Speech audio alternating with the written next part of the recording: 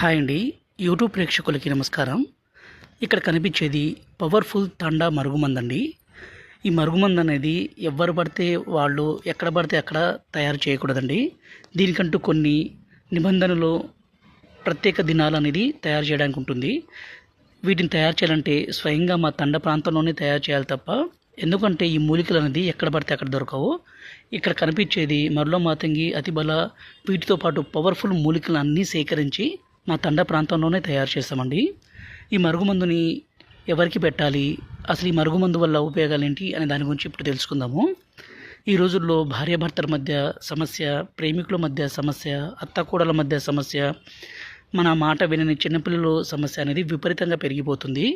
ఈ మరుగుమందుని వాళ్ళకి పెట్టి మన మాట వినే విధంగాను, అలాగే మన వశపరుచుకునే విధంగాను చేసుకోవచ్చు. ఈ మరుగుమందు వల్ల ఎలాంటి అనారోగ్య సమస్య రాదండి.